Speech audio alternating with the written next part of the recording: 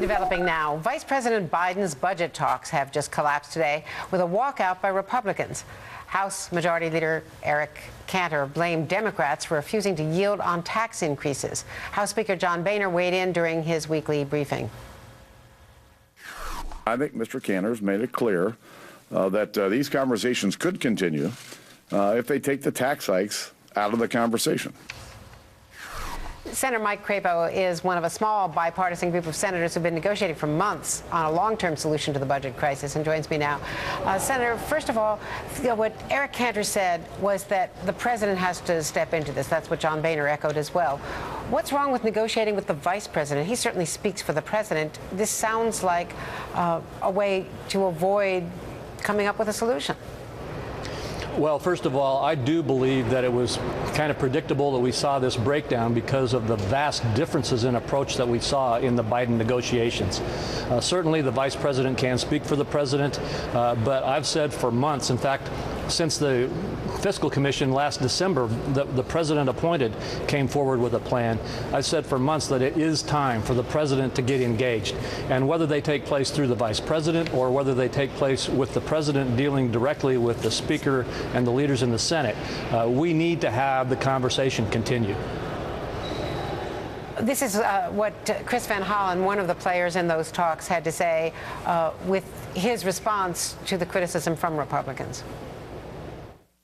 Until our Republican colleagues are more concerned about the need to reduce the deficit than they're worried about what Grover Norquist will say, we're going to have a really difficult time reducing the deficit. Is Grover Norquist and his demand for a no tax pledge from everyone on the House side, is that really what is holding this up? Well, it's not Grover Norquist, but it is apparently the tax issue and the entitlement issue. The bottom line here is there is a fundamental disagreement about whether raising taxes right now is the way to solve our debt crisis. I happen to agree with those who say that it's not. Congress voted on this in December and in a bipartisan fashion said it's not.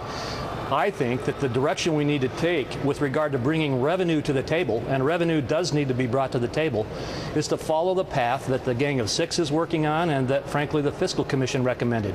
That is, get out of the old paradigm of fighting over whether to raise tax rates or lower tax rates and get into the real kind of reform of broadening the base and reducing the rates and reforming our broken tax code in a way that is going to generate a much more vibrant economy and a much stronger revenue stream. Senator, you talked about the Gang of Six, but it's really the Gang of Five because one of your Republican colleagues quit some weeks ago. Are you still meeting? When is your next session? We may meet today. I don't know what the schedule will allow, but we are meeting, yes. We are not negotiating per se because we are trying to work out a way to either bring Tom Coburn back into the negotiations or to replace him. But the bottom line is that we are vetting our work product with other members of the Senate.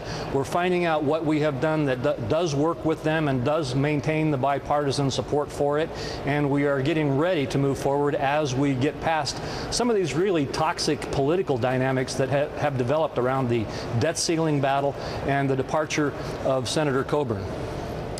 Thanks so very much. Mike Crapo from the Senate. Thanks for joining us today.